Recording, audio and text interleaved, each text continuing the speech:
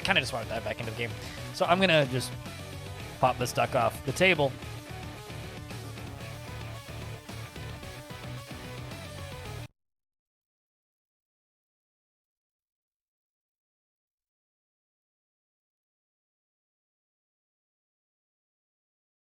Bye, duck. Yes. Bye, duck. Get that duck out of here. Duck it. We gotta go.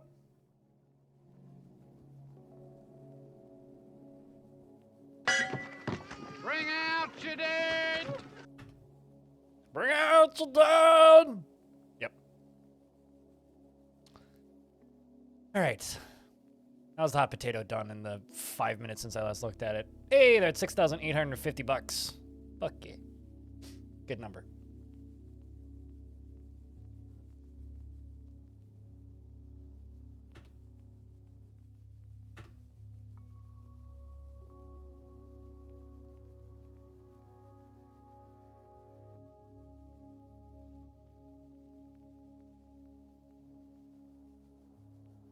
All right, so let's dive back in. I guess we're just gonna go smack them humans again, because we are officially at war with them now. Although, I just want to say shout outs to these kobolds of the site government of Gilbris, who managed to take over an entire human hamlet. Yep, they did. They did. It's just the actual interesting thing in it is that they are putting out an all hands for modders. So I'll make a video about it tonight after stream. But essentially, population one probably. It's just a dude hanging out in empty, abandoned town. But yeah, no, essentially it's...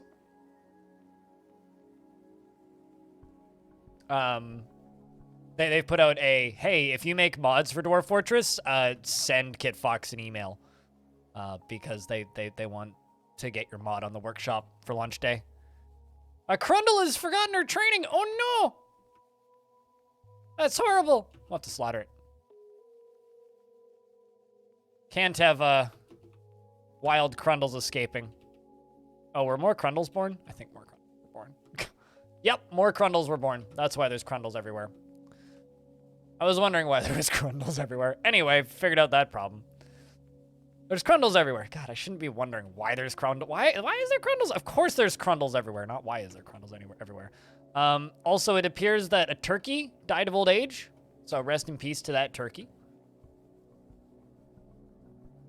Because we've just passed the 1st of spring.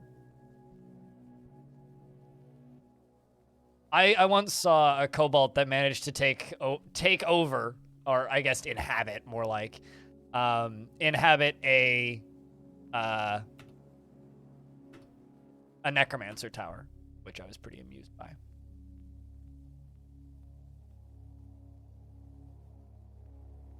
They make baby, and then they have many Crundle. Crundle plus Crundle equals many, many Crundle.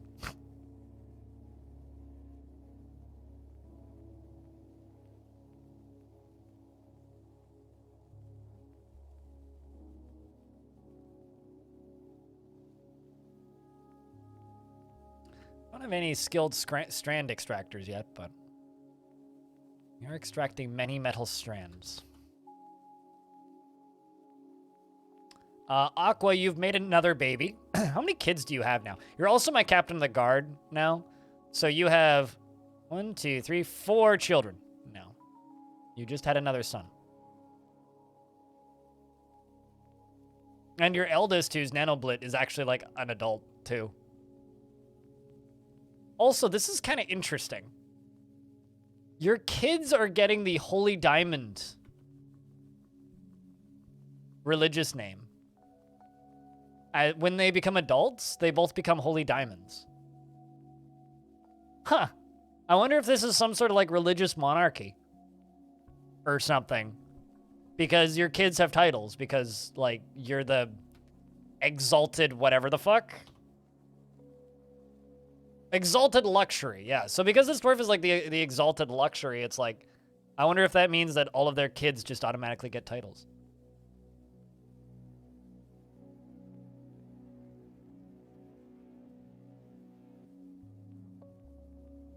Like, how old is this one? This one's 10. Feels love after gaining a new sibling, and feels enjoyment after playing make believe. Happy kids, generally. So I wonder if Bryn Bjorn's gonna become a holy diamond when they grow up. Like, how old are you? 15? Yeah, it looks like they gain religious titles when they grow up. That's kind of neat. I don't think you can make them available. No, you can. Huh.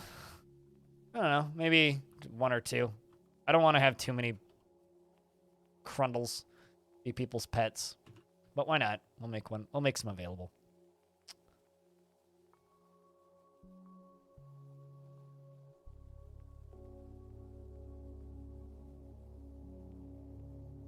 Yeah, that's kind of neat. I've never noticed stuff like that. Dwarf Fortress's religion system is like kind of oddly obtuse to like actually figure out because it's one of the systems in the game that like isn't explained as well.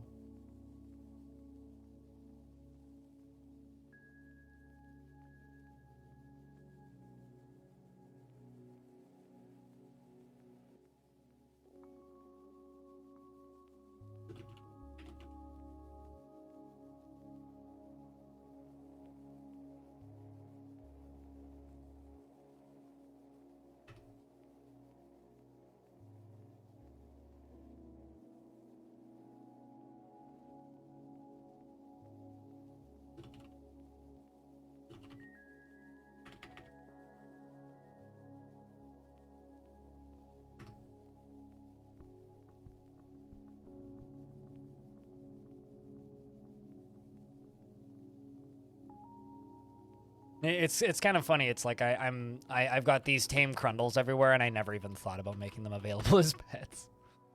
I just kind of don't do that generally. Oh no, a Crundle has forgotten her training. The concept of having a named Crundle is pretty funny though.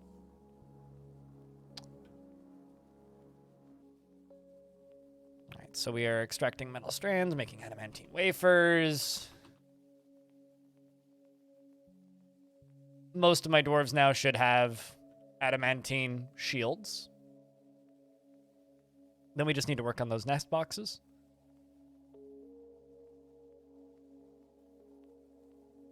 But yeah, no, there's a lot of really weird and obtuse mechanics in Dwarf Fortress that kind of, at least for me, is part of what makes Dwarf Fortress so appealing. Is because there's just so many little things, and like the closer you look at it, the more little weird details you find about the game every time you play. Possibly one of my favorite parts about it. But so chat, how you guys enjoying this lazy Wednesday? Been a pretty good Wednesday for me so far. It's nice to have the hot potato going finally, so I can stop having people be like, "Is there gonna be a hot potato this year?" And just being like, yes, yes, it's happening. You can go watch it right now, or you know me, of course too. It adds to the fun when little things like that surprise you. Yeah, like when that ghost possessed a dwarf and then reported the crime of its own murder after it had been murdered, like a year later. Dwarf got murdered, and then a year later, that dwarf possessed another dwarf, and then using the possessed dwarf, reported told the cops about the dwarf that killed them, which is awesome.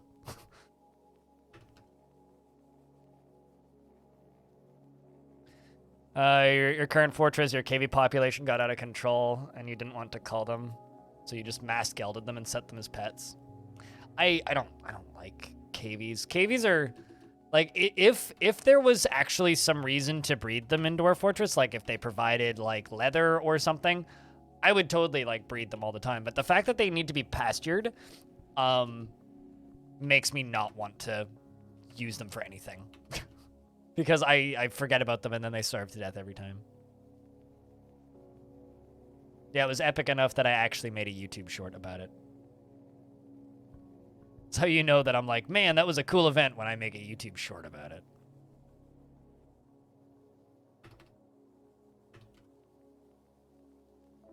Let's just designate that.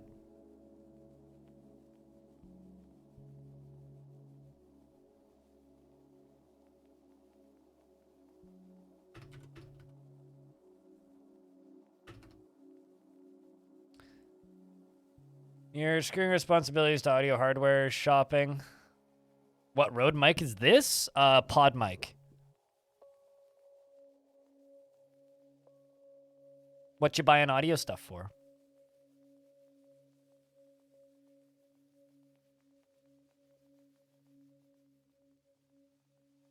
Yeah, no, it's not to be confused with the podcaster and not to be confused with the procaster.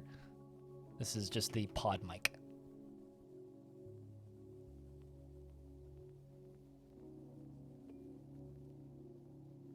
Now playing SnowRunner and relaxing. Seems like a SnowRunner kind of season. It's definitely a winter game.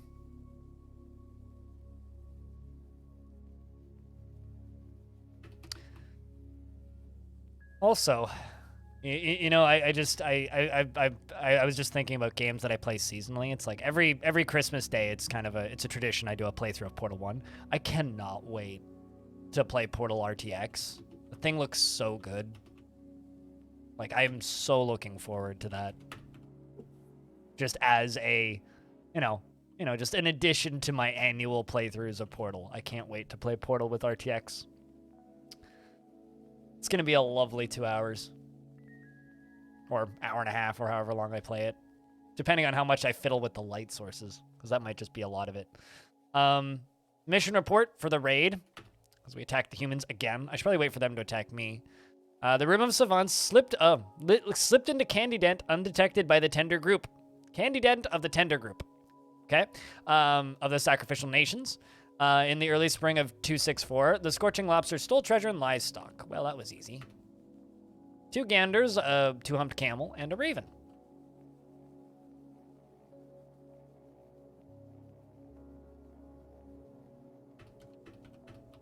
So 2 male geese, a raven, and some camels. Let's also slaughter all these peacocks.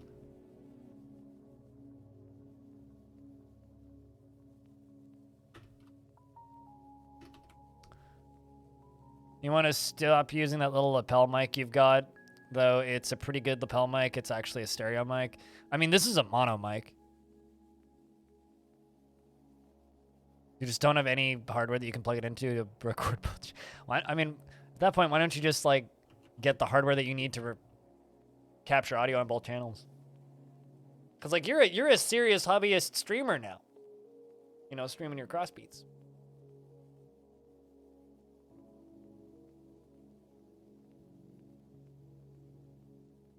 Do you have any plans to, like, expand, to kind of, like, expand deeper into the, what's the word? The world of 24/7 streaming? Like, I keep on, like, joking that we should do other things with the Gremlin for Mayor channel, but, like, I'm just sitting here going, there actually is things that we could do with that thing. It'd be cool. Yeah, well, I mean, if you have, like, a lapel mic, like, you might... I don't know what kind of plugs it has, like, what size of jacks it has, but... I mean, you might just be able to use that with the interface, but... I don't know. It's kind of funny. Like, I've talked to a number of people and managed to just sell them, like, the exact same audio setup that I have, except most people don't end up going with the Zoom. They usually end up going with the Scarletts, because for some reason, people think the Scarletts are easier to set up for some reason. Like, they look less intimidating. They are a pretty foolproof design, though.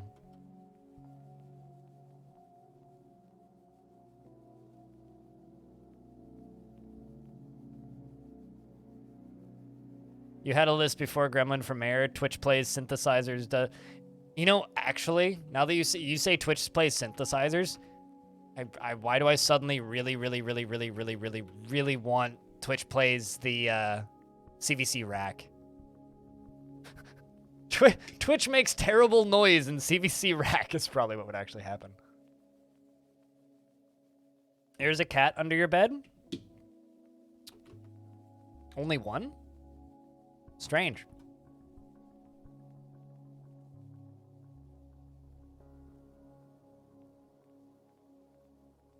I was gonna say that sounds horrific, but also amazing. Hey, look what we found. Spoiler alert. Don't tell blind. Only if it's locked behind a door. You have discovered an eerie cavern. The air above and the dark stone floor is alive with vertices of purple light. Dark, boiling clouds, seemingly bottomless pits mark the surface. Looks like a nice place you should explore. Absolutely. Horrifying screams come from the darkness. Can I name a dwarf after you? Sure. Do you have any preference of dwarf job? So, this is the party. Holy shit, that's a lot of adamantine. What do we got? We got brutes of steams, boiling phantoms, fire spirits. Man, I could drink a bottle of fire spirit. Sounds tasty. Winged monster. It's got deadly dust, bloated body. Anyway, that's the party. So they fly straight up here.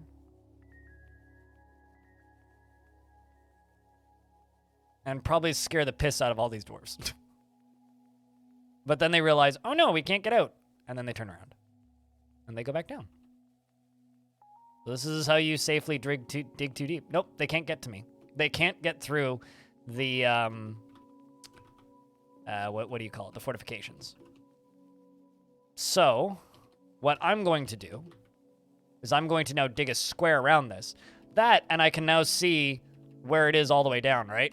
So we can follow this spire down and hollow around it safely. Toss in some peanuts. Chuck a couple coins in there, you know. Toss a coin to your Satan. So, yeah, let's take a look. Boiling Phantoms, Amethyst, Brutes, Clear Devils, Wrath of Snow, Boiling Phantom, Slug Demon, Slate Grey Devils, Fire Spirits, Slug Demons, and Clear Devils, and Lancewing Monster. It's like Darkwing Duck. Enormous eyeless lacewing. I guess it's a bird. It has a curling trunk and a gaunt appearance. Its slate gray exoskeleton is wrinkled. Beware its poisonous gas. It's a farting bird. Terrifying. Put item in tomb. Did somebody die? Guess so.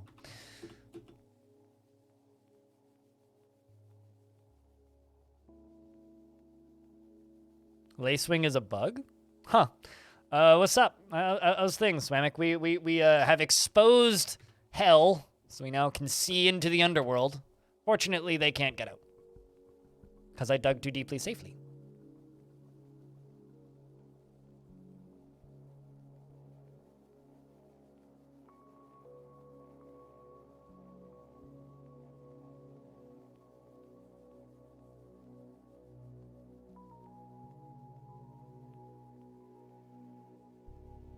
So now that we've done this, I think what I'm going to do is I'm just going to dig all the way around it. We're going to seal it up with bricks. And I'm going to put a seal on top of it as well. And I'm going to engrave images of these demons all the way around it. Now hell is canceled. Is that a reference to something? Or are you just like making a it's canceled joke? Because touche.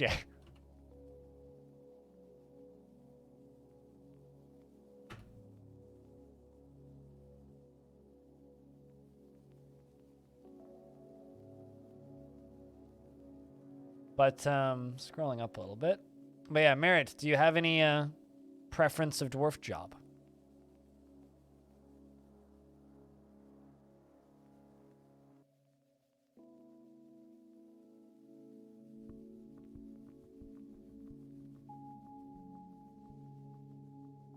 Or would you just like me to give you a random dwarf?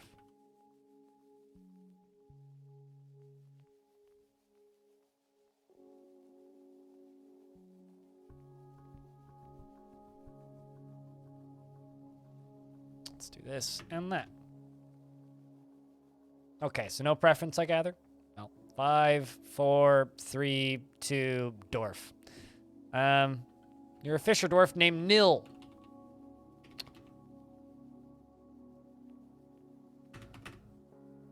He is bored after being unable to practice a craft for too long and doesn't feel anything after being unable to acquire something.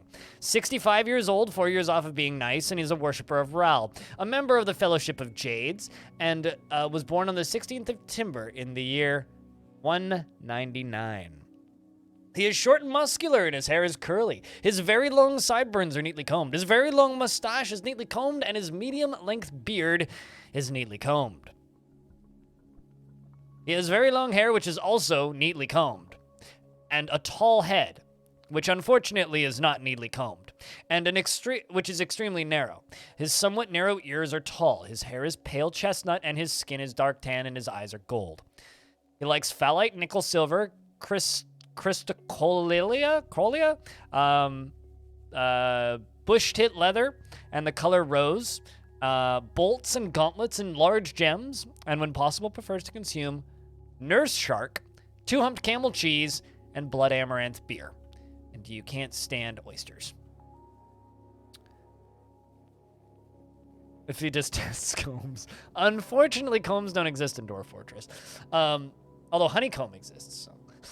Personally views decorum as a high ideal and is deeply offended by those who fail to maintain it, like his hair, and sees competition as reasonably important, and dislikes cooperation and dreams of mastering a skill, is prone to strong feelings of lust, and is bashful. He is very impolite and inconsiderate of property, and though he finds the rules of etiquette to be valuable in the abstract. He is confident under pressure and dislikes abstract discussions and would much rather focus on practical examples.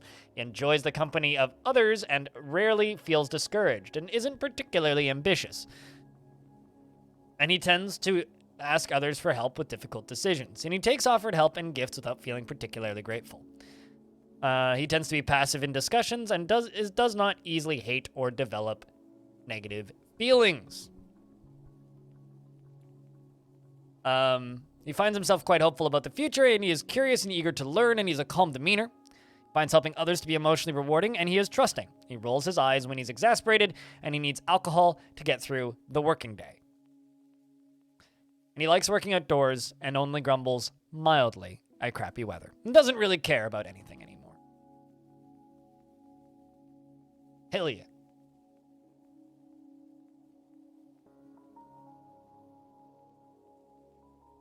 If anybody else needs a dwarf or wants a dwarf, just give me a shout. There, of course, is no rules. It's just if you want a dwarf, just give me a shout. And also, I just have to say, once again, massive thank you to everybody who tunes into these streams, you know? It's just nice to have a, crowd of people watching again. Of any variety or flavor of dwarf. Can absolutely get you sorted out then. As I hold the up arrow for 5, 4, 3, 2, dwarf.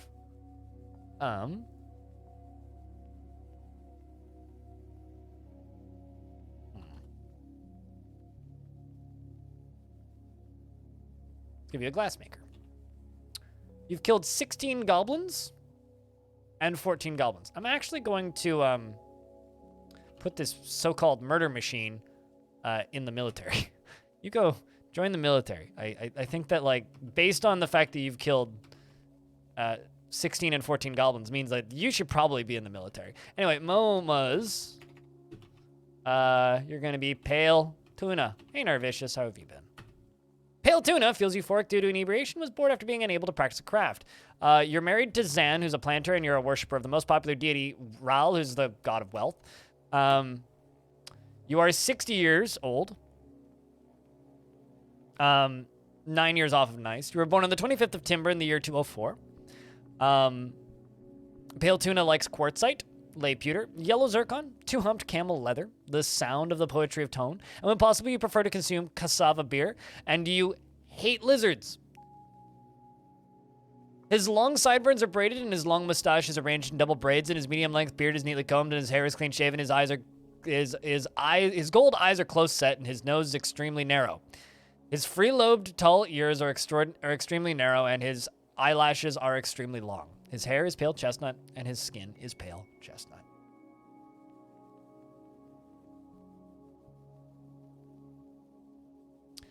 But down at the bottom, never feels discouraged, dreams of mastering a skill, and lives a high-energy kinetic pace. Is an overbearing personality and desires a little for himself in the way of possessions. He tends to ask others for help with difficult decisions and is curious and eager to learn. He is moved by art and natural beauty, though he is conflicted by this for more than one reason. He does not easily hate or develop negative feelings, and he can sometimes act without deliberation. He tends to hang on to grievances, and he has an active sense of humor. He exhales sharply when he gets angry, and he needs alcohol to get through the working day. He doesn't mind being outdoors at least for a time, and doesn't really care about anything anymore. An engraver.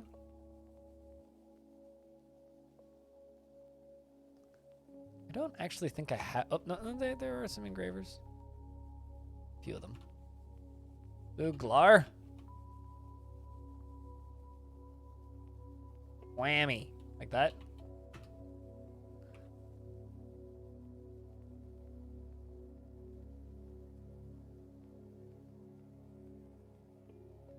The goblin dead body was the one that went splat on the ceiling. I don't know. There's a lot of dead goblins around this map. Is embarrassed after wearing old clothing. Well, I mean, the psychological warfare isn't over yet, unfortunately. Where did Whammy go? Crap. Lost him.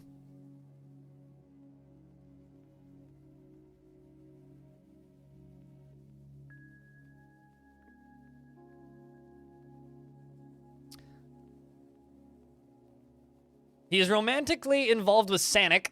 Oh, that's good. And is a faithful worshiper of Rel, and is a member of the Fellowship of Jades. You're a lover with Sanic RS, who's a stoneworker, who shares the same first name with you. Maybe that's why you two get along, you know? You and your lady, Sanic. You're 80 years old, born on the 2nd of Granite in the year 184. He is muscular, and his very long sideburns are braided, and his long mustache is arranged in double braids, and his medium-length beard is neatly combed. His hair is clean-shaven, and his nose is hooked. His cinnamon skin is slightly wrinkled, and his hair is pale chestnut with a touch of gray, and his eyes are gold. His somewhat narrow eyes are slightly protruding. How do I personally pronounce Urist? Urist. I'm not an Urist, and I'm not a Urist. Definitely a Urist. He likes mudstone, silver, wax, opal, crystal glass, bolts and bucklers, and for their hold on a second. Bolts and bucklers and figurines and pigs for their sense of smell, and steelhead trout for their coloration. That's an interesting one. I don't think I've seen that before. You like steelhead trout for their colors. He likes the sight of the cradled fence, and when possible prefers to consume hake, parsnip wine, mog juice, and oat flour. I don't want to think about juicing mogs ever again. Yeah, Urist means dagger, so. Not mog juice. Mog juice bad. Don't juice a mog. Personally, sees those that attempt to maintain a dignified and proper behavior as vain and offensive. Really respects commerce and those that engage in trade, and believes it is important to conceal emotions and refrain from complaining. Values peace over war, sees working hard as a foolish waste of time, and values honesty. Dreams of raising a family. He does everything in his power to avoid excitement and stress, mood, and finds something humorous in everything, no matter how serious or inappropriate. And he is gripped by crippling shyness, and he is not careful with resources when working on projects, and often spends unnecessary effort. He is not a private person, and freely shares details of his life, and he struggles against this tendency as he finds such open expression offensive. And he does not easily hate or develop negative feelings, and he has a tendency to consider ideas and abstractions over practical applications. Apologies. I didn't get my cough button fast enough. And he has an active imagination. He's quite ambitious and doesn't try to get things done perfectly each time. And he is quite ambitious, and he doesn't try to get things done each time. He is pleased by his own appearance and talents, and is curious and eager to learn, and gets exasperated. When he gets exasperated, he often points and shakes his finger, and he needs alcohol to get through the working day. Doesn't really care about anything.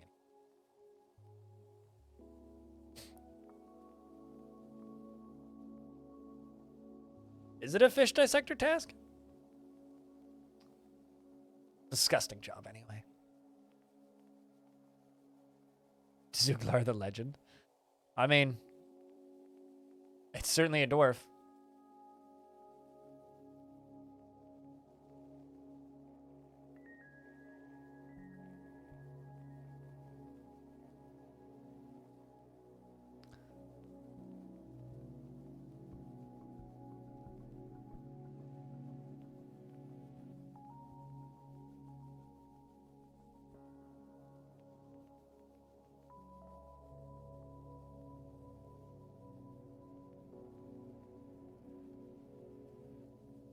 Also, hi, Cleno. How are you? Speaking of people who hop over mogs. Are we putting pets into tombs? Kind of looks like it.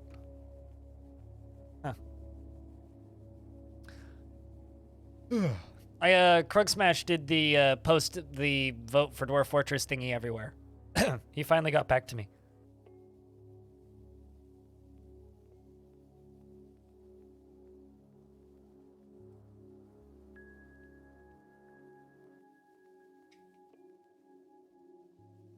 He also, like, didn't even know that it was a thing. He's like, I didn't know they did that. Cool. So he posted it on his Patreon and on his Discord and in a news post on his YouTube channel. I don't think the community could really campaign any harder for this. So I don't know if we'll get it. I'd be, honestly, I'll be kind of annoyed if, like, Terraria or No Man's Sky gets it again, which I think it's been like Warframe, Terraria, No Man's Sky pretty consistently ever since this became a thing, so.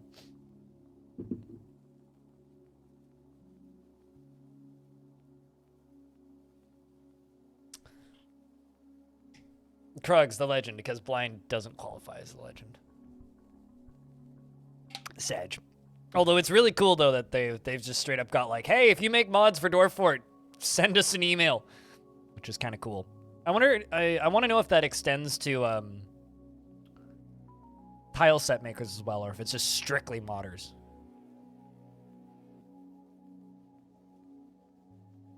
Still baffles you when it gets it. The people who like Warframe really like Warframe, so it doesn't baffle me. I'm a legend. Woo! I think it's just because I'm here all the time and I'm live all the time.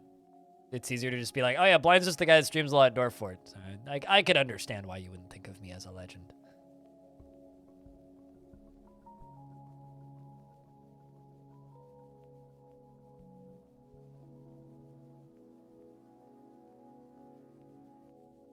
Well, I mean, that is like a transphobic slur, so that doesn't surprise me.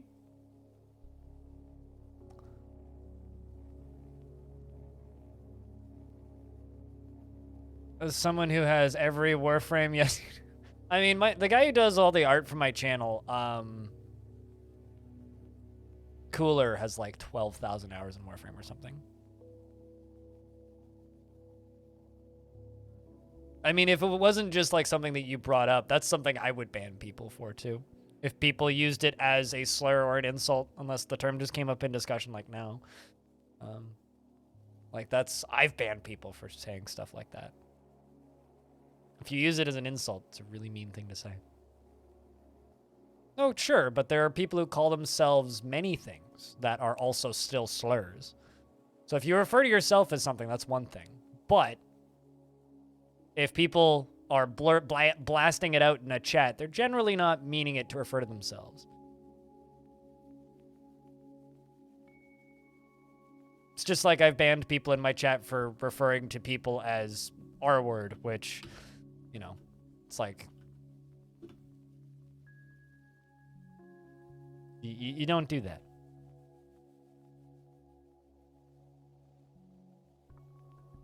Yeah, it's pretty easy to just not be a douche. In my experience, anyway.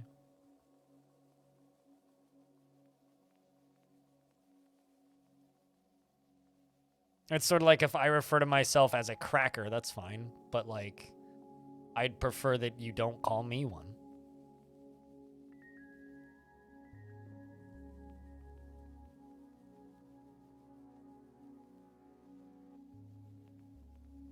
All right.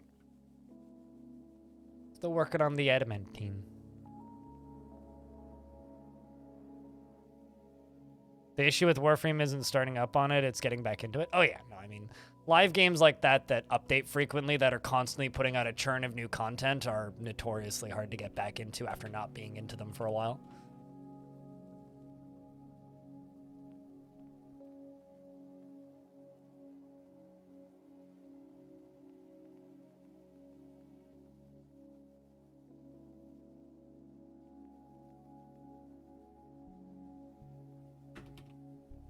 All right.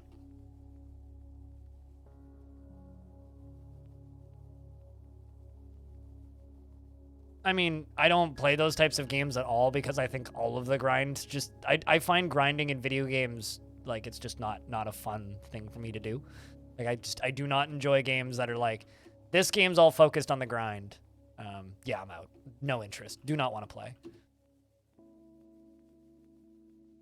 If it's a game about grind, yeah. No thanks. I'm good.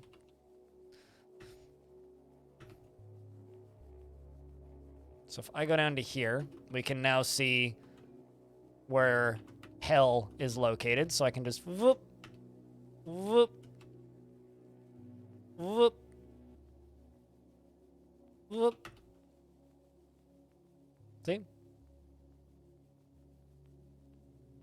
Circus? There is no circus in Dwarf Fortress. There is hell and the underworld.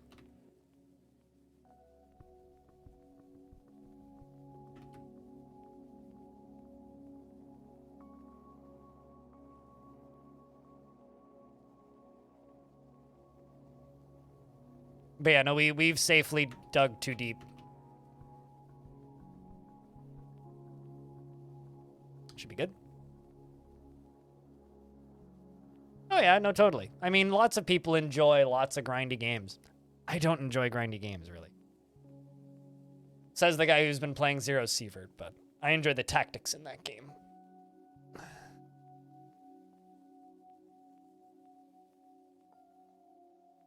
I mean, lots of games are oversaturated with content, but see, here's the thing. I'm not defending Warframe. I could not care less about Warframe. It's nice that there are Canadian games that are successful, but I do not care about that video game.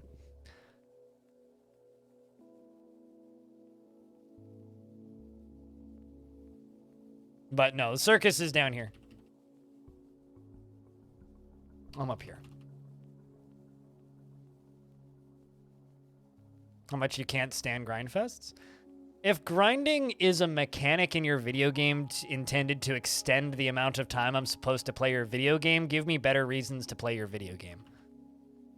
That's my take. Yeah, I don't see well enough to play action RPGs. It's funny though, because like I do like certain types of RPGs that have elements that could be considered grinding, but the way I play, the types of games I play, it doesn't end up actually being grinding. Yeah, but like I didn't play the grindy shit in Elite Dangerous. Like notice how when I got to the point in Elite Dangerous where I needed to grind, that was when I quit. I used it as an intergalactic like pilot sim. Like I didn't take part in any of that shit. You know? Far and away, my least favorite part of Elite was the part where you had to, like, grind and upgrade your shit. Yes, they are literally watching me wall them in. Mm-hmm. Although, my dwarves can't finish this one because they're just, like, sitting there. So what I might do is just go around the edges. Something like this.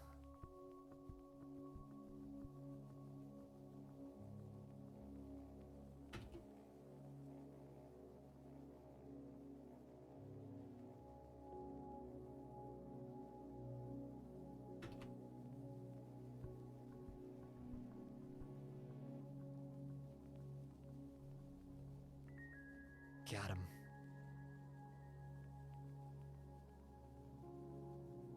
How's the fort? Pretty good. We've found the elevator to hell, and now we are digging around it pretty carefully, because we sealed it off so they can't get out. Although we could theoretically set up a spot to fight with the demons. You like grinding in Terraria, but you don't enjoy making mechanical boss killers that suck the joy out of playing. I mean, I love playing Dwarf Fortress, right?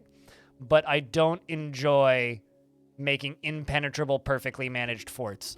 I enjoy making large, overly ambitious, poorly managed forts that have enough holes in them that they fall apart. Like that back door that I have in this fort that I definitely, honestly, seriously, literally, quite unfortunately forgot about and accidentally let a bunch of trolls and goblins into my fort during a siege once because I forgot that I had that door. That's what I like doing because it's just more entertaining.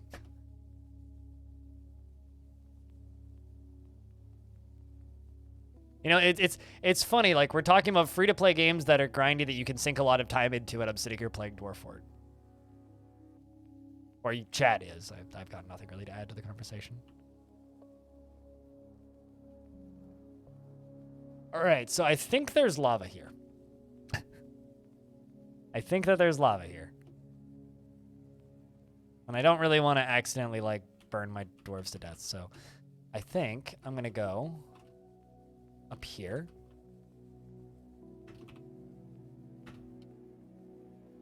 Dig up there.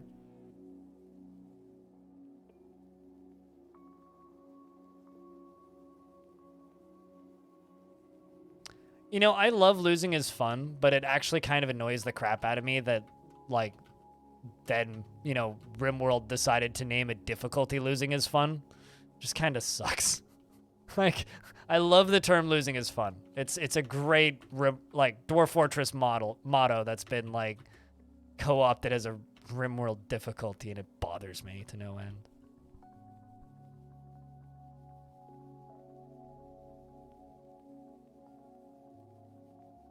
It's almost like TF2 has too much content.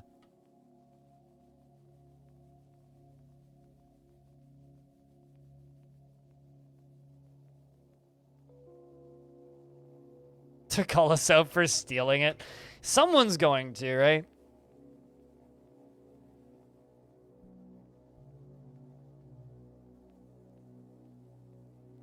But on the topic of RimWorld, it is worth noting that RimWorld Hot Potato Charity Marathon's running right now.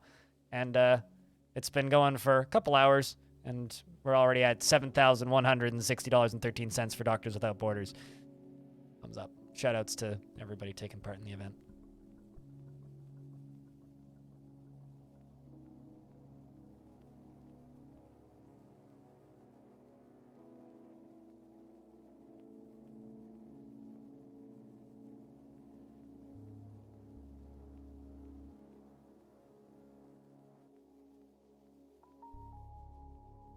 Yeah, RimWorld did that, Cosmic King. You tried RimWorld and as much as you wanted to get into it, you find it really frustrating how easy it is for your people in that game to go insane. You know, like that's like the biggest design philosophy difference between Dwarf Fortress and RimWorld is Dwarf Fortress wants to be a fun experience to play, whereas RimWorld hates you. And hates the fact that you want to enjoy playing a video game.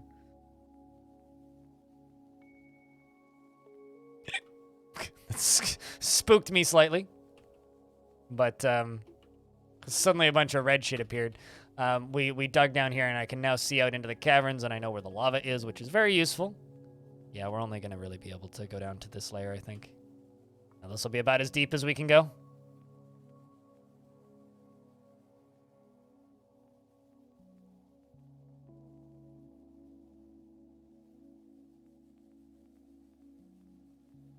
So I have to just dig through this slowly.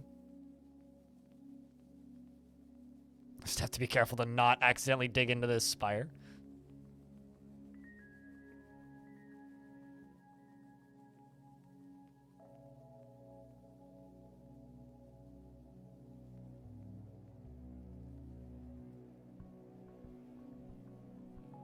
It only took 10 plus years? No, it didn't. I mean, that's just, like, kind of not true, because it hasn't been planned for 10 years. They started planning it in 2018, They announced it in 2019, and they started developing it in 2020. So it's only technically taken 4 since the announcement.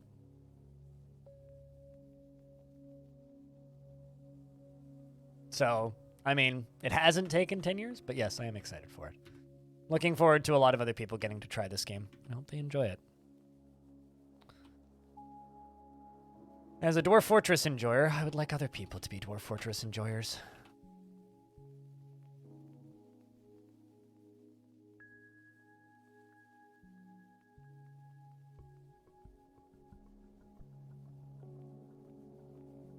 Wanting it for 10 plus years? I don't know about that. I don't think I saw a single person say that ever before it was announced. And then once it was announced, it was a, what? Really? Why? And then there was some people that were mad when it got announced. Yeah, it literally took like if America had healthcare and public funding for small art projects like Dwarf Fortress, the game would probably be open source.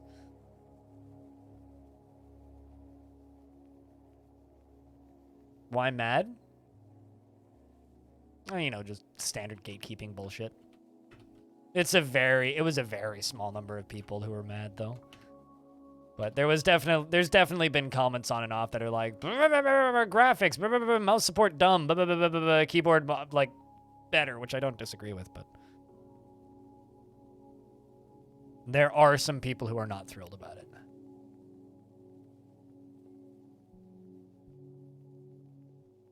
Like, I've definitely seen a few posts over the years about how it's killing the game, but nothing really worth taking seriously, I would say.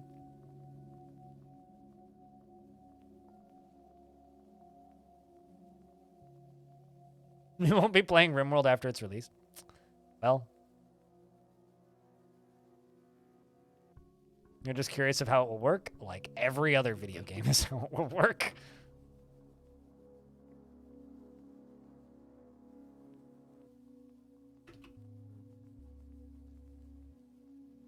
We're going to just engrave these stones. Oh yeah, true. It's for some reason now you're reminding me, Ermaluk, of you're reminding me of Ross from Ross's Game Dungeon, because he put up a video a while ago talking about how he doesn't like modern OSs, and it's like he's using Windows 7, and it's like this absolute monstrosity of custom UX he's got for Windows 7. Like, it's just a video complaining about how modern OSs suck. But it's literally, like, one of the most horrific-looking UI setups I've ever seen for a US that he's got set up. Like, hold on. Let's just let me find this.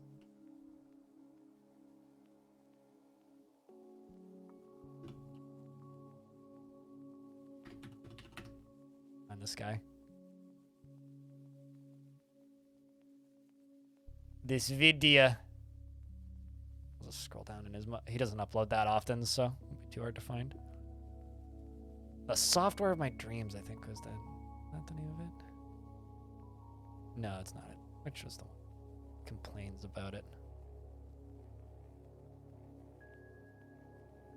It was like a year ago he uploaded this video, maybe 2 years ago.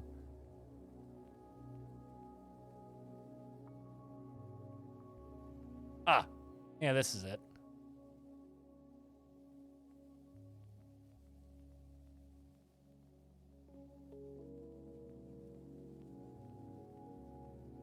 Tell me what you guys think of his Windows 7 setup, because my god, it makes my brain hurt when I look at it. Like, he does have some points about like Windows Explorer sucking in modern OS, which it kind of does, but there are tools that you can download to make it better. But like, woof, that's all I have to say.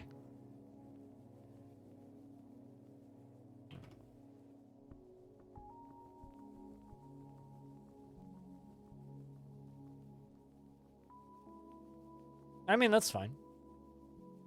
I mean, Zach and Tarn have said for years that the beta testers of Dwarf Fortress are people who play it. The people who are actually playing Dwarf Fortress are people who are just reading and watching stuff made by people who are beta testing Dwarf Fortress. Although I kind of believe that kind of take is going to change as soon as Premium is released.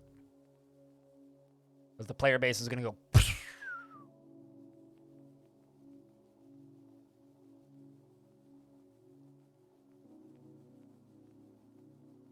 We started with Adventure Mode, honestly, so you can't wait to see what they do with Adventure Mode? Yeah, that too. I can't wait to see what they do with Adventure Mode.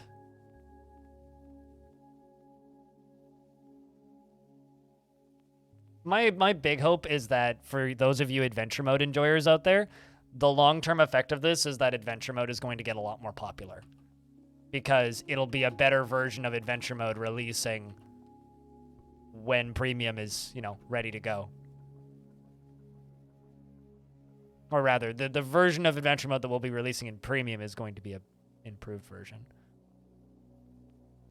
I mean, it's an open world survival like crafting game in like kind of a roguelike format, so yeah, it definitely is kind of a CDDA feeling thing. There's just a few things they need to like add to it to make it a bit more complete feeling, you know? Such as the ability to mine or the ability to actually build functioning fortresses in Adventure Mode, stuff like that. Yeah, see, I prefer, I'm not a big fan of the combat in Adventure Mode, but I do really like being able to build a base and start a group, and like, there's so many things that you can do with Fortress Mode if you're using Adventure Mode correctly. It's super cool.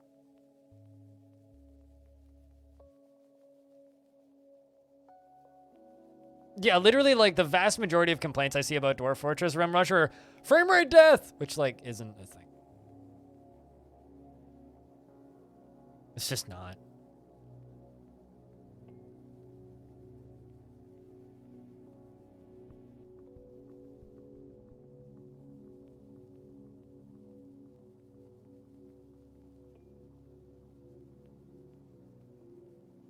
Into the user experience, and I don't know what changes they do after 47, given that answered a bunch of player concerns.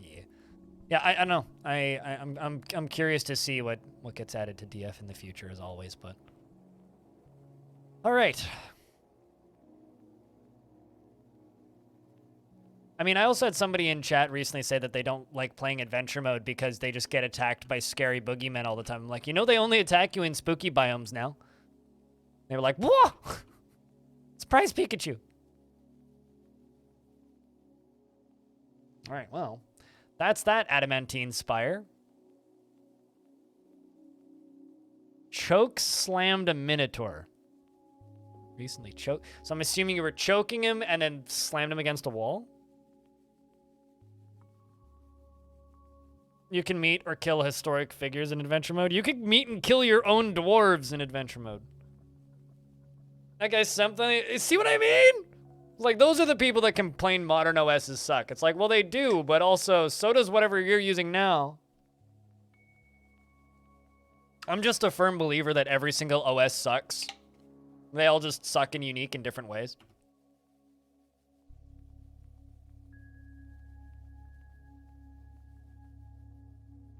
Oh, okay. You took them down with a neck grab. Gotcha. Sounds pretty epic. Better Blast Furnace? You know, I've heard of better Tweak Deck, but I've never heard of better Blast Furnace. What the fuck is better Blast Furnace? Exploring Anatomy! Uh-huh. It's a manual entitled Exploring Anatomy, authored by Udil Gravemere. It concerns the anatomical study of creatures. Self-indulgent. Reasonably serious. Not very good. What's that book that I was looking for?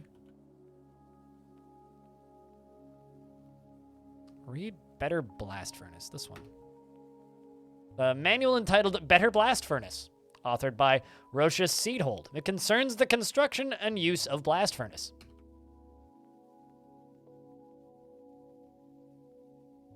They're everywhere all the time, don't worry. Half my chat is, like, Linux users. There's a reason I like to repost that, like, old meme of, like, the picture of the gravestone that just has, like, some guy's name on it, and then underneath it, it's just like, I use Linux, by the way. Because it's just Even on your gravestone. I use Linux! You're staying on Windows 10 until you can't? I'm gonna stay on Windows 10 until I have a CPU that's compatible with Windows 11, and then I'll upgrade. I think they're all just the same at this point. They're all trash.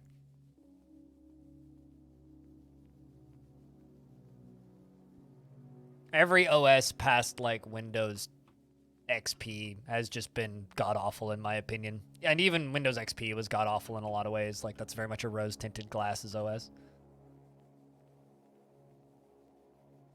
Every OS sucks except Mac OS 10.6 Snow Leopard, which also sucks, but because of the realization of the knowledge that no one will ever make a computing experience that great in every single way ever again, so we'll just keep using Arch-based Linux distros.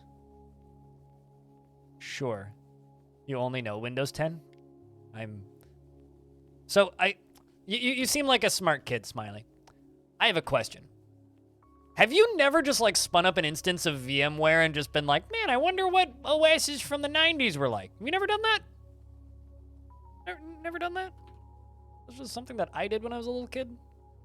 Because I definitely was, like, fucking around in Windows 3.1 when I was, like, 12. Just in, like, a VMware instance. And my dad came into my room and was like, what are you doing? I'm like, running a virtual machine with VMware to, like, figure out what Windows 3.1 was like. I downloaded it at my friend's house and brought it over on my MP3 player. And he just looked at me like I was crazy and goes, you know we have one of those in the closet, right? And just pulls out an old computer and just started, like, messing around with Windows 3.1. Oh, no, not the sequel to OS. It's the scariest OS. All right. Yeah, no, Temple OS is kind of sad. the story about the Temple OS guy is just kind of sad. Let's chop down more trees.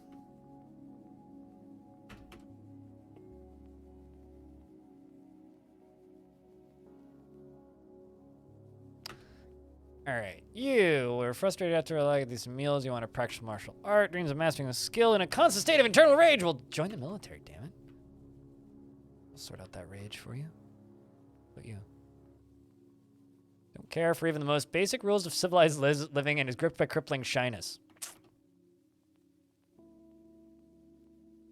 Some migrants have arrived. Dreams of crafting a masterwork someday. Well, no metalsmith then.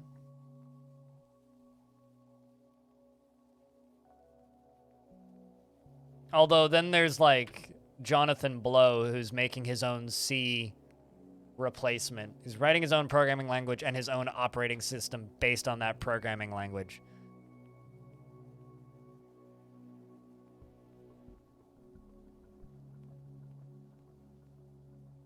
Dreams of raising a family, desires little for herself in the way of possessions.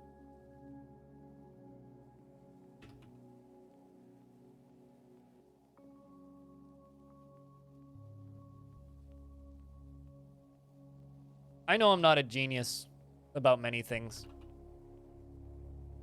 Probably have my moments on some things, but the speed at which I can talk doesn't really, like, make me seem smarter, so. All right. Let's check cloth stocks.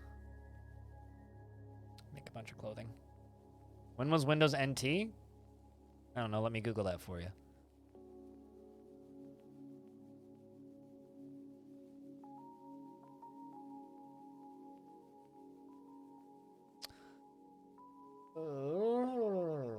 That's a lot of Forgotten Beast silk cloth.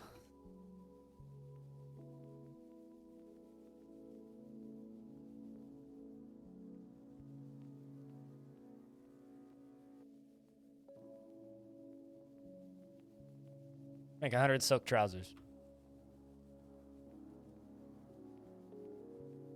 Hold on a second. 96, 97 is old? Bruh. That's all I have to say to that.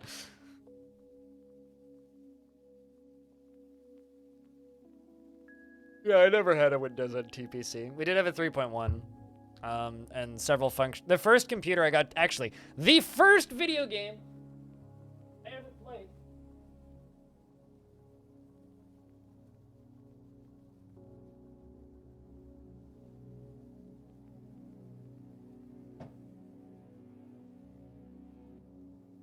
First video game I ever played is this. On a very modern floppy disk. Time, anyway.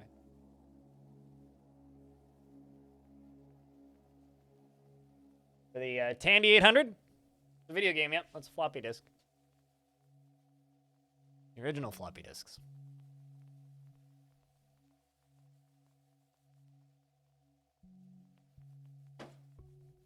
This is also disc 3 of one of the other games that I played around the same era.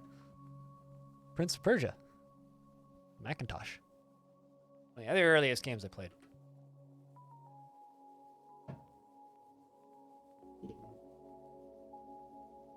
You mean the save icon? You mean the save game icon? The only Commodore 64 I've ever seen in person that wasn't in a museum was in a ditch. And, like, underneath of maybe that much water. You had a Tandy and a Commodore 64. Yeah, my parents had a Tandy. Let's just go get more silk. You still have both? Yeah, no, my parents got rid of that shit ages ago. Although I think my dad still has his, like, beefy workstation Windows 2000 PC. Now I just play games on this and computers.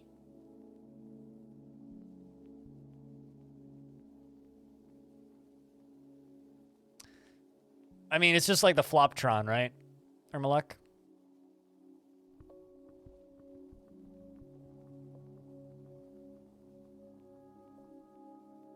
So bummed that this map doesn't have better resources on it, though. Such a shame. Let's just mine out all of this crap. And mine over to there. Automate that.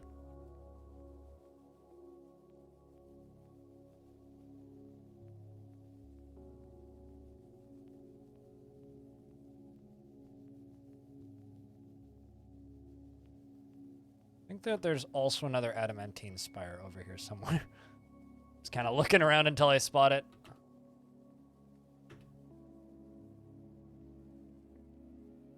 I'm also mining all these gold veins while I'm at it.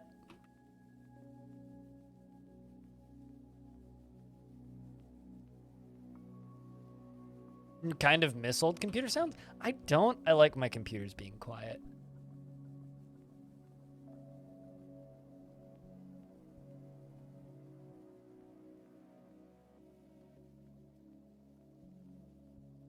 You remember Wolfenstein 3 down to 5 1/4 inch?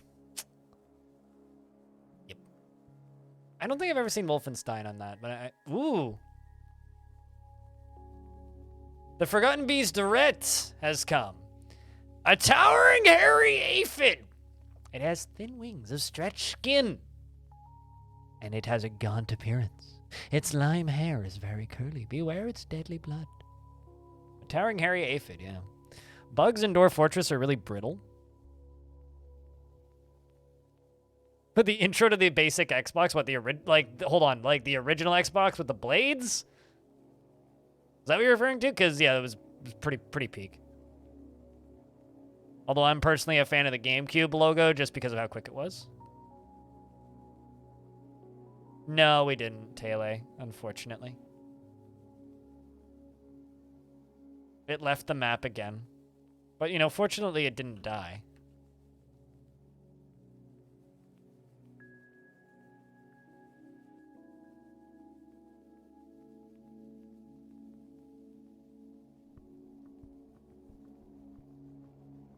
Also, H2O4S is the clother has been possessed. So, good luck to you.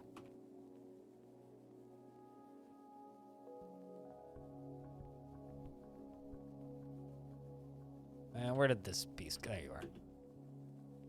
So they are trying to run to it, but it can fly, which is kind of a pain. Where does it go? There it is. Okay, so looks like the Thob is in combat with it. The wrestler Thob stabs the Forgotten Beast in the leg with his adamantine short sword, tearing the fat and a ligament has been torn.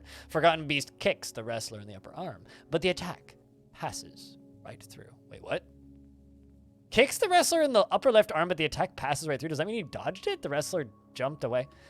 Doesn't sound good, but seems like it is. I'm going to move a few tiles forward. A wrestler slashes the Forgotten Beast in the left front foot with its adamantine short sword, and the injured part is cloven asunder. No, he's not a good... I'm assuming it means he, like, dodged it, like he just evaded. Sketchy, what up? It's going all right. We're fighting a giant hairy aphid. And it's dead. The wrestler then slashes the Forgotten Beast in the head with his adamantine short sword, and the severed part sails off in an arc. Well, that wasn't a fair fight. But, congrats, Thob.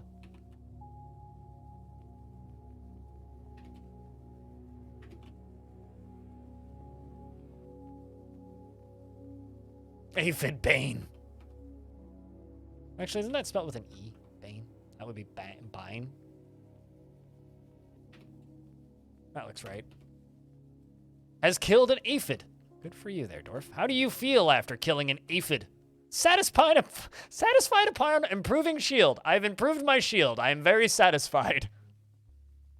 Clap. X stands up. The snake stands up. Is it B-A-N-E? Just B-A-N-E? Not B-A-I-N-E?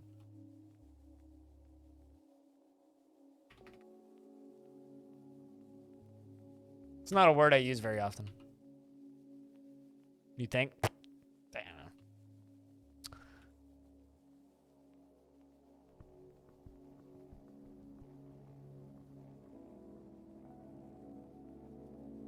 Essentially the same thing. Well, there you go. H2O4S is claimed a workshop. Where are you? Oh, there you are.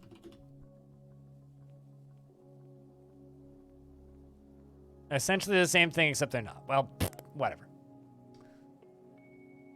Gotta love the English language. It's just like which is which. We'll never know, is the actual answer.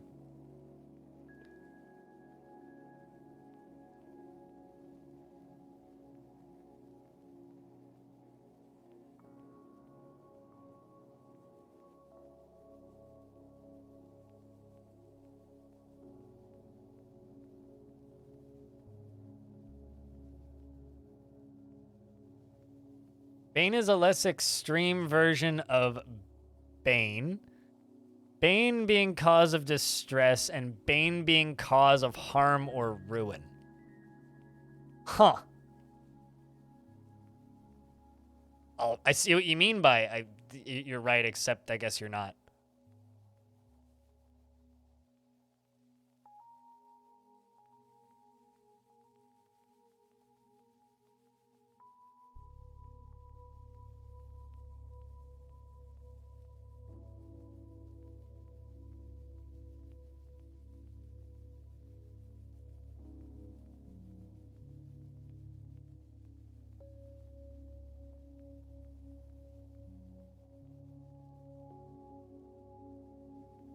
The more you know. 11 days until the new hotness? Are we really down to 11 days? I think it's still 12. Yeah, we're still 12 days out.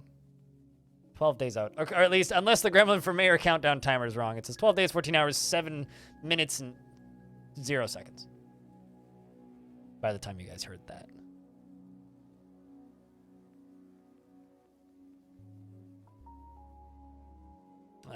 12 days until Zach and Tarn Adams make $1 million in a couple days. Those two dudes have earned it, though. Math is hard and time is subjective. Both of these things are true.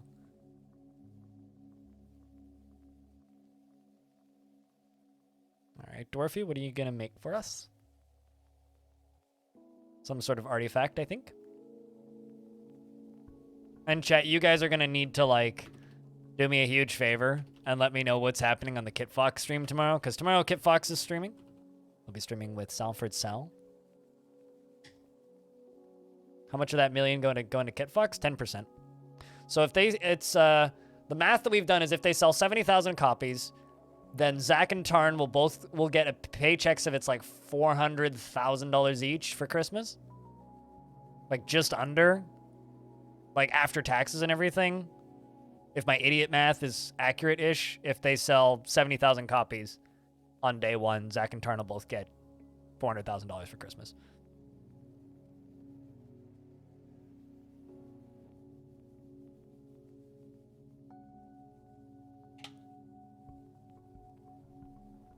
This video game, Dwarf Fortress.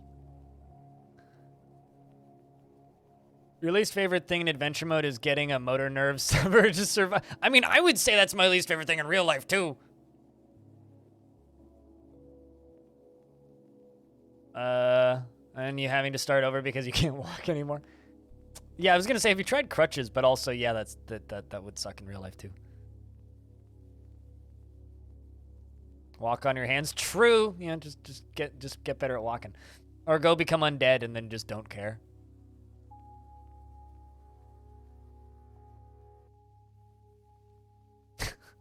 You need to play as a scorpion. Exactly. See, no, that's the kind of dedication to life that I enjoy here. Although walking on your hands would be very slaves to Armok. Considering it's like weirdly difficult to not be walking. Like I keep on, whenever I do fuck around in the original Slaves to Armok, very quickly I end up like walking on this like upside down and doing a weird backwards handstand thing and just being very confused. I never fully figured out what you were actually supposed to do in that video game. I really want to just be going after the humans right now, but I kind of can't. Why are you depressed? Quit being depressed. Sheesh. What can you do? That's audio. You're a stoneworker who's interested in masonry, dreams of mastering a skill. And something humorous in everything. Prefers to be alone. I think I'm gonna make a new squad. Metal armor. Make you the boss of it. The virtuous. Paints. We will make add a sword. Add a sword. 10 more.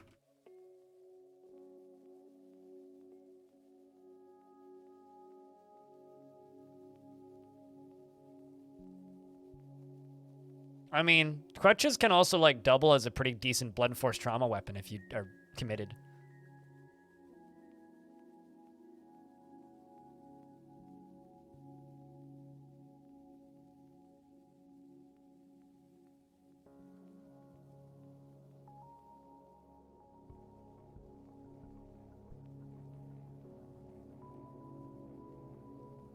Brilliant. Getting a apartment inspection on December 8th. What day of the week is that?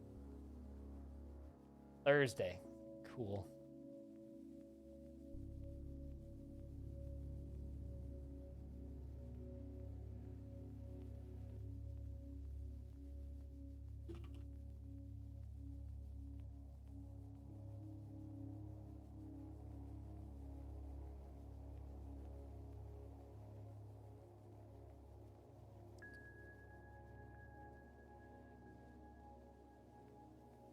Gotta love apartment inspections, especially when they happen right in the middle of my streams.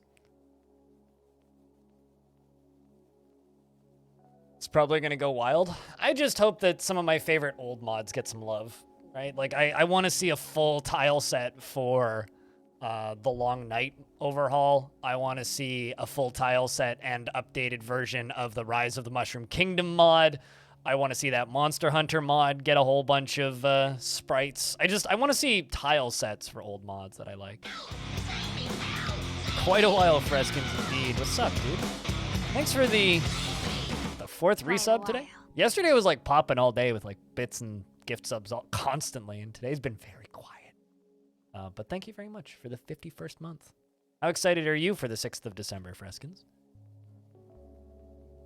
You excited to be forced to use a mouse to play Dwarf Fortress?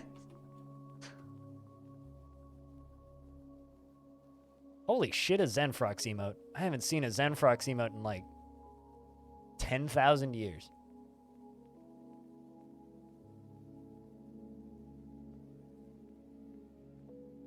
Forced? Not really. I mean, there's still going to be keyboard cursor, but the game's going to be focused more on mouse control. And I actually don't know if all of the menus in the game are going to have keyboard support. I think the last term was most. He just kind of vanished. He was one of those people who wasn't growing fast enough and as he wanted to, and then just kind of vanished. I have no idea what that is. Yeah, I don't know. I mean, what's the word I'm looking for here? I have this psychotic problem memory for remembering names of Twitch streamers that used to stream and don't anymore. So, yeah, I do remember Zenfrox. Does anybody else? Probably not. Do I? Yes. He also interacted with myself and a few other people that I knew back in the day, so because of that. Yeah. Also, this is the internet. People up and vanish just like all the fucking time. They just decide that they don't want to do a thing anymore, and then they just vanish. It's kind of a shame, really. A lot of good content and a lot of cool creators have just vanished off into the ether because they just weren't growing fast enough. I'm pretty sure that's what happened with him. People just kind of don't realize that this is something that you really need to put time into in some cases to actually get anything out of it.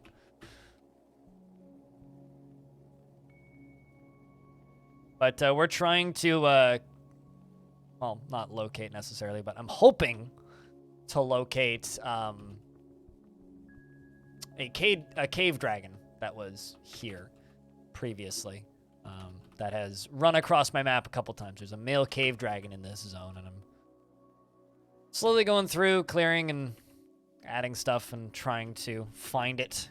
Maybe one day. Iron bars, bloodthorn, elk leather, trillion cut green tourmalines, diorite blocks, bloodthorn, and 2 pieces of cave spider silk cloth. Clothing shop, artifact made by H2O. Hopefully it's something cool. I would like to tame it. They're too rare to kill. If I wanted to kill it, it would be dead already. I want to tame it.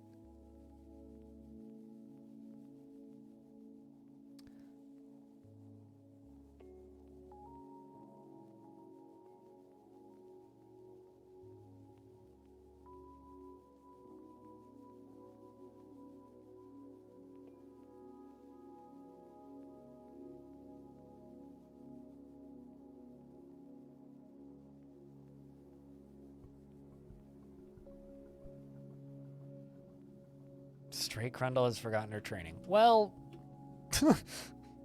I mean, I like kill all my Crundles, but I might have to. Kill some of those evil buggers. Your dwarf is making an artifact.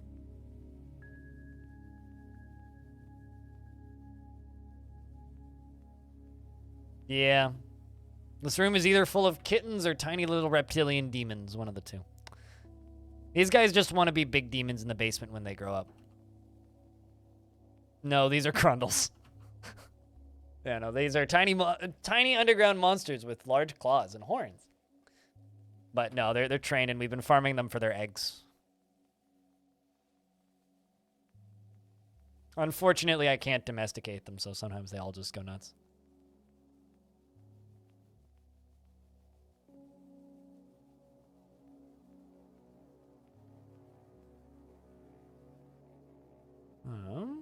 Oh, one of my wrestlers has made a baby. Congrats.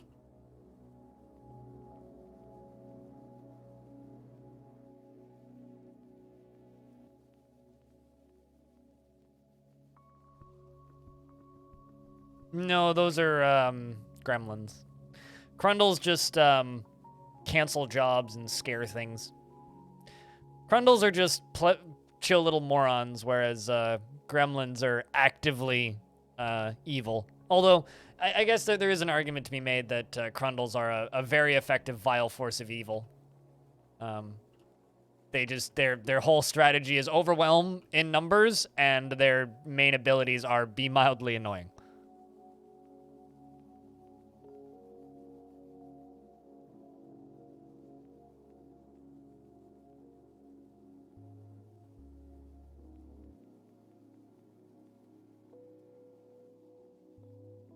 Trying to spot the ones that have forgotten their training, if they've actually gone wild again, and we'll just kill them real quick.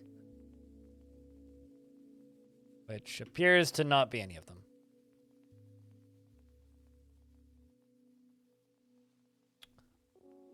Also appear to have plenty of Crundles that need to be locked into this spot. So you.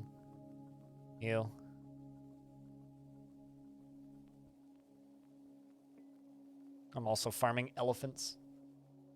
Pretty good little spot, if I do say. Yes, gremlins are the ones that pull levers. The only time you played Fortress mode is because you wanted to see a cat explosion. Was joyous, but you haven't played Fort mode since? Wow.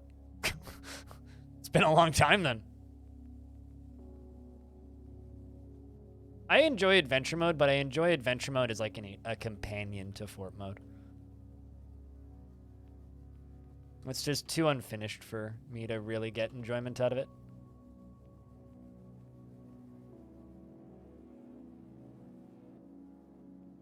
Okay, what the heck was that last adamantine spire? Because I know there's another one in here somewhere.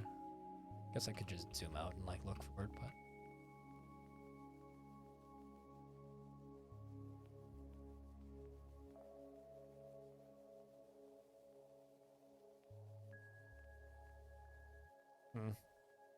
Not seeing it.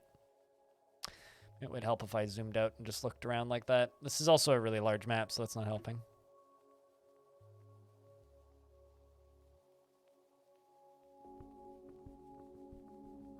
I think it's like down there in the bottom right kind of area.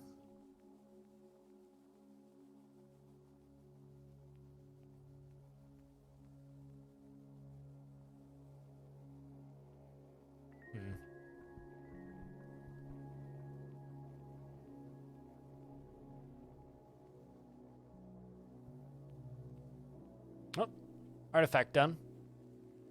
H2O the Clother has created a bulky cave spider silk shoe. You made a clown shoe, man. You're out of here. We'll see you later, Retro. So bulky cave spider silk shoe and claims it as an heirloom in the name of the family ancestor Cyberic Rack Clench. Sometimes you just gotta clench those racks.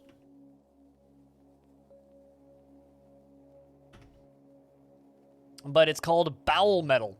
Ew. Ew. This is gross. This is a bulky cave spider silk shoe. All craft store ship is of the highest quality. It is decorated with bloodthorn and encircled with bands of bloodthorn and emerald cut clear garnets and elkbird leather. This and cave spider silk cloth. This object is adorned with hanging rings of cave spider silk, menaces with spikes of bloodthorn and iron, and on the item is an image of the old romances of phalite crown in cave spider silk. On the item is an image of foot velvets, the raw adamantine earring in diorite. Your poop knife is made from bowel metal? Well, that's... Okay, so you know like that YouTube channel that just like makes knives out of like shit that they shouldn't make knives out of? It's like, I made a knife out of cardboard and then cut paper with it.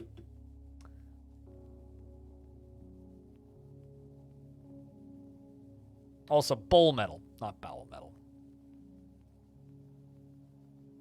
I wish I'm going to stick to my misreading because it just sounds better.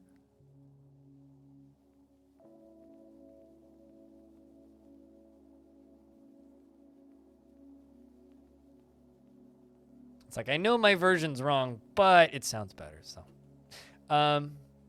Really? Still working on them short swords? Bump those up to the top. Let's also just smelt some more gold.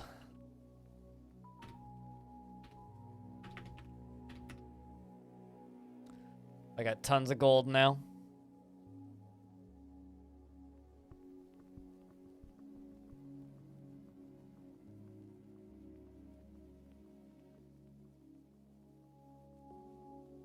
You haven't seen a video from that knife maker in a long time now? He's probably retired on his piles of money.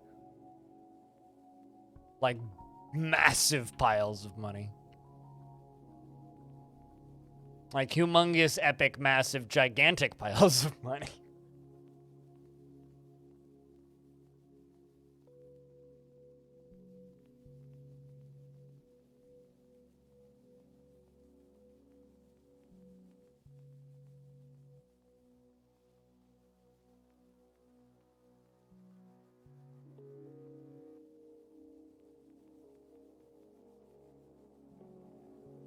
Water that makes you stoned? Well, I mean, no, then it would be stoned water, not stone water.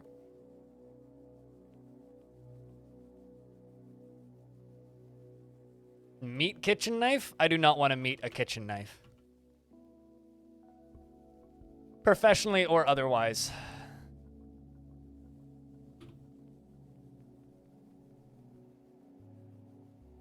I've also got too many elephants.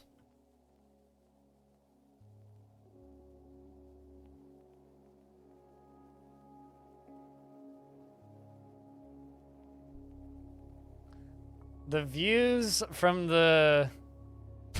Really? They keep...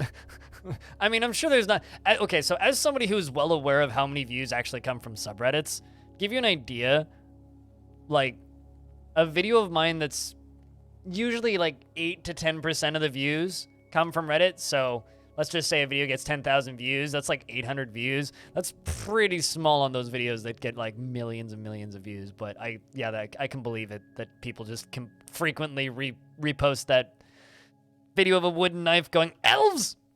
Definitely sounds like something people would do.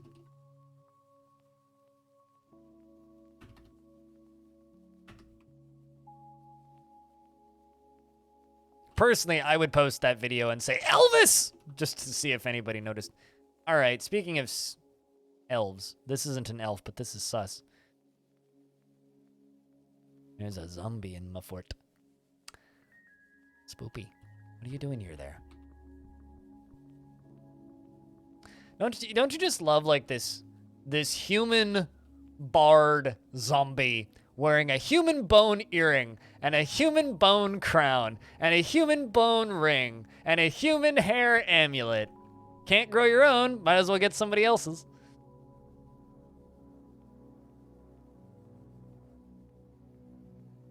You have to use your data? Your mom is hogging the internet? No.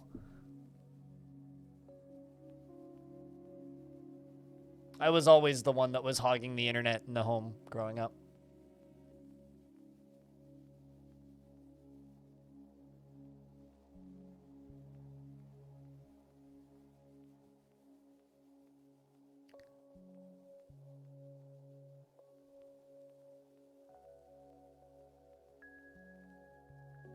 Human bard has killed many humans. That or has simply acquired many crafts from dead humans. We don't know if they made the humans dead or if other humans made the humans dead or something else unrelated happened. But yeah, it certainly seems that way.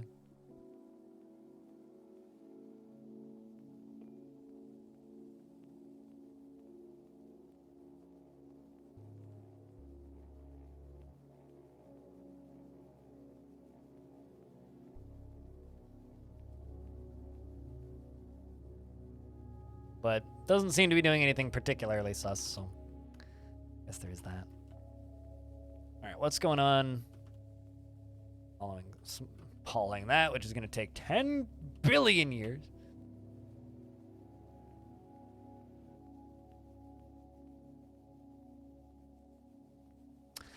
Still no Durgan. Plenty of brutes of steam, though. Oh no, there's a ghost. Sorry about that.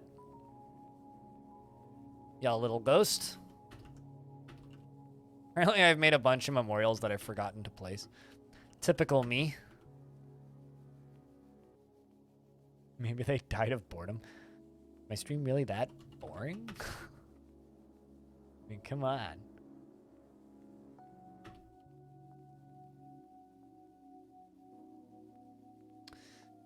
You remember having a really strange world where goblins were extinct? Why is that strange? So elves were 80% of the world population, and 80% of the world population were kobolds. Kobolds and humans were an endangered species on the list, and dwarves were also present. Cool. Casper? No. Dodic, it looked like. Another item is missing from its proper place. Bloody sus zombies. All right, so it's getting close to time to putting like chains here, and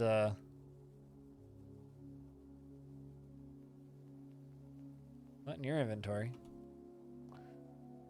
Someone is stealing my stuff. There's only one guest here, so I'm gonna follow you.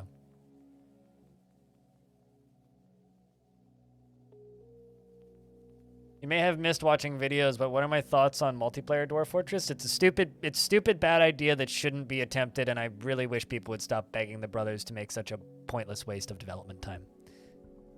Ah. There you are. Found it. So, this theft was Vutok the Mason and that human bard.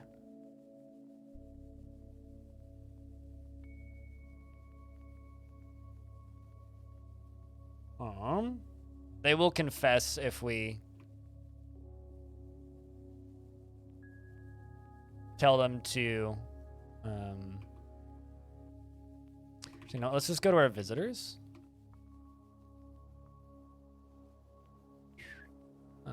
Demons. Can I just say it's hilarious that you have the option to convict a demon of a crime? Kind of want to. Oh well. Like, go to the end of this. Sure, they show up among visitors, do they not? Thought I was ending stream, so I left? Nope, I just went on lunch break. No, I'm usually live for 8 to 12 hours. Or sorry, for 12 to 14 hours, not 8 to 12. But I do take breaks. Oh, no, I was just simply on break.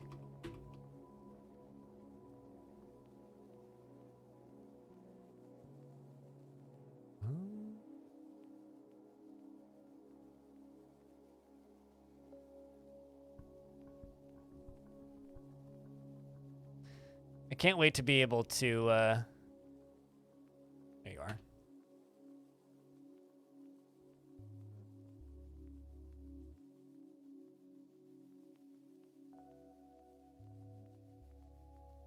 Oh shit, did I just convict Rolf? Help.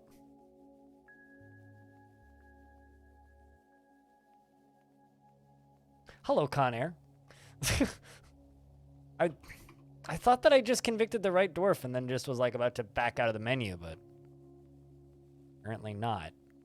Oh, I see. I scheduled an interview. Ow. Bloody. Guess I can't convict a second dwarf. Sorry, Rolf.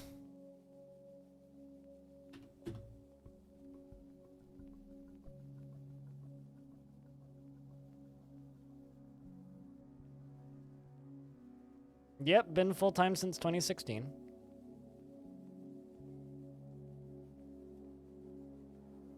But thank you very much for watching the stuff on YouTube. Yeah, I wish there was an undo button on the justice system. Here's the thing, though. I can convict this person of this other crime, this previous one, because it's probably the same person anyway.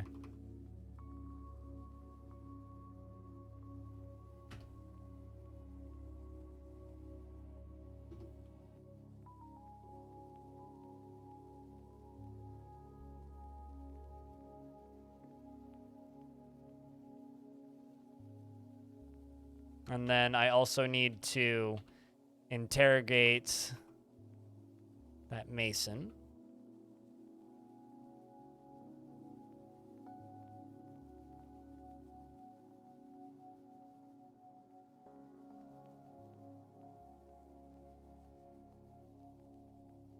I've got too many Masons. Turns out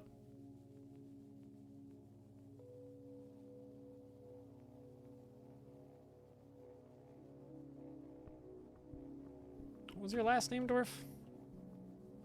Vutok, Truthcraft. Uh-huh. Crafting truths, are we?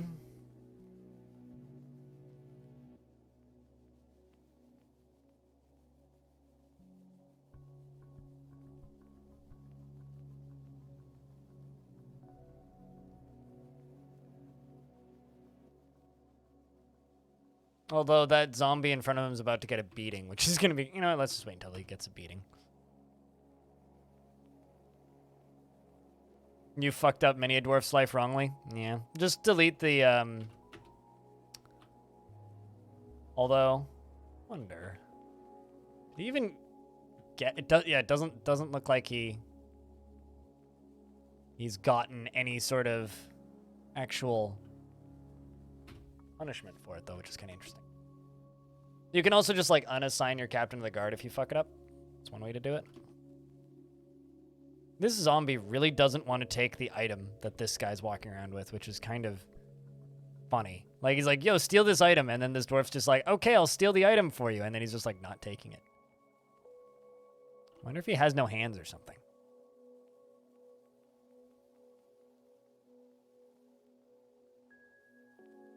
But yeah, no, I've been making stuff on the internet full time since 2016. Long weekend? Cool.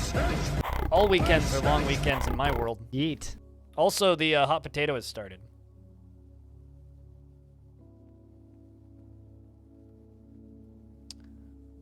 Okay, did you take the item? Okay, so this dude is holding the item. So what I'm going to do, because I just want to keep my artifact, is I'm just going to tell all my soldiers, go fucking kill this dude.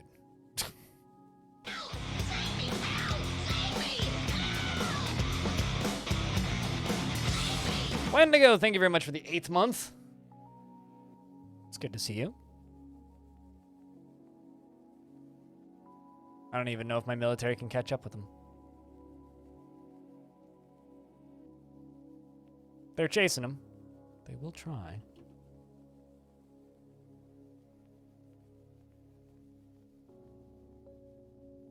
You're running away with my stuff.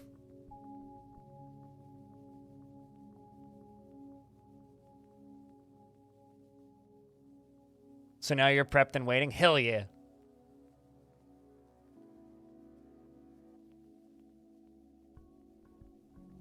You don't understand why people want multiplayer in every single player game? Yeah, I don't either.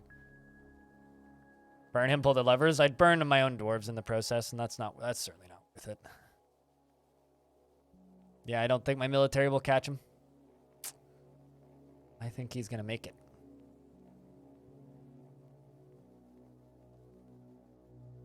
So I'm thinking that all in the keef, I'm gonna cook iron butter and then make mashed potatoes for tomorrow's dinner. Ooh.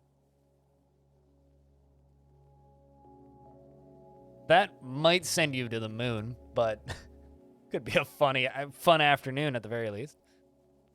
Human Vard Bard Void Hunter. Do you have any, like, markings stating where you're from? The finely crafted bone earring?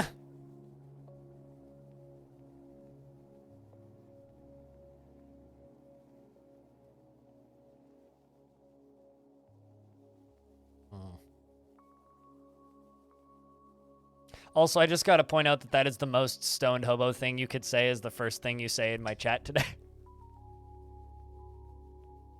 Stoned hobo arrives in the chat. So I'm thinking about all that keef that I have.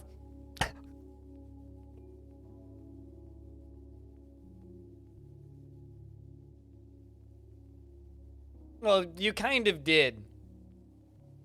By asking about multiplayer, you automatically cause conversations about multiplayer to happen, which the natural response is, what? Why? But no, my feelings on multiplayer is it would be a pointless waste of time for Dwarf Fortress.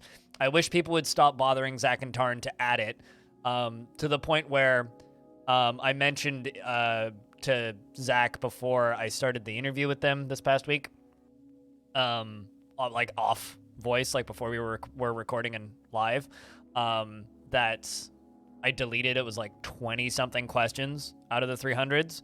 That the zeros are tree trunks. Out of the 300-ish that I got, that were all about asking about multiplayer, and he's just like, "Oh, you don't even want to know how many of those we get." But yeah, no, it's not something they're interested in. It's not something they want to do. It's not something the game's designed to do. It would probably be terrible with it for the game, and it bothers me that people keep asking. That's how I feel about multiplayer in Dwarf Fort. Succession forts. Yeah, sure, but people don't seem to care.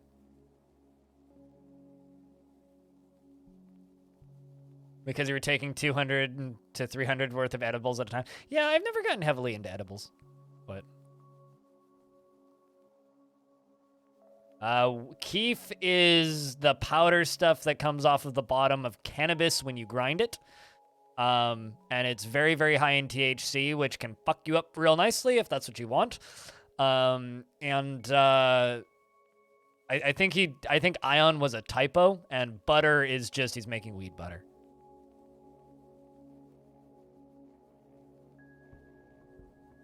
Although Ion butter should be like a brand of like weed edible butter. Ion butter. It also sounds like a transformer. My dwarves are booking it up this hill. Especially this one who's literally carrying a book. I don't think that they'll catch him, which is a shame. It's too far ahead.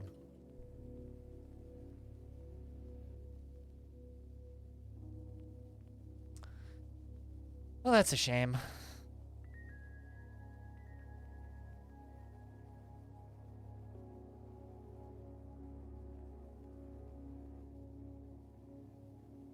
But I don't even like it when people bring it up, which is why I maybe sound kind of grumbly, because it just, like, starts this entire discussion about, like, oh, but multiplayer would be good if they did it. No, it's just like, let's just not even talk about it, because people tune into half of a conversation, and then people think that it's a thing that's happening, and it's not. It's never going to happen. Every couple of years, there's a mod that makes multiplayer semi-functional, and they're always terrible. And usually just remind people why you don't actually want multiplayer in Dwarf Fort, because this game is so much not designed for it. It's like, not everything is made better because multiplayer. If you want to play Dwarf Fortress, play it cooperatively, like people always have before, where you get some people on a call or a friend in the same room, and you sit there and you backseat each other and you take turns controlling. Like, that's how you play multiplayer Dwarf Fort. Or you do Succession Forts, as Chad already mentioned, which is just where you trade save files back and forth.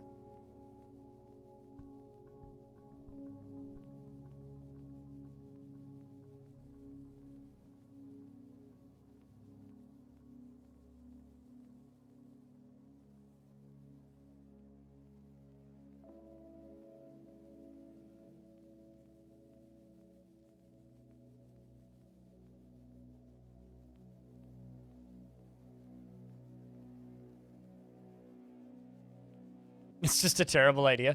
Just because they work doesn't mean they're good, and also doesn't mean that, like, we need to promote them.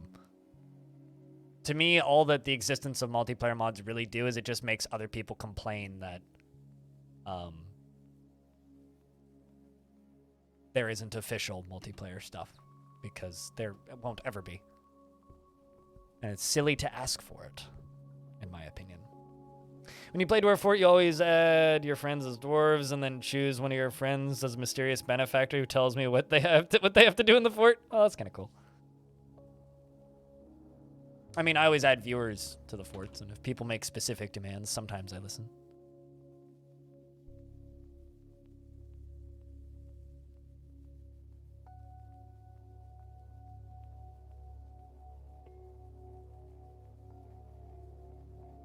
Or this zombie's just going to escape. This is kind of all. Yeah, he's already gone. Speaking of, how's Gus doing? Where was Gus? Can't remember what job Gus had. I think it was, you were down here somewhere, were you not? There you are. Yeah, you're a brewer. You don't feel anything when joining an existing conflict. You joined an existing conflict. You got into a fight with somebody. But you appear to, this might be a shocker. You appear to be brewing some drinks. Still brewing. Still brewing. Gus is still brewing. You unfortunately are cursed with a cave spider silk loincloth, though. I'm very sorry. But you dream of creating a great work of art. You're always tense and jittery. Still brave. Ashamed after wearing old clothing.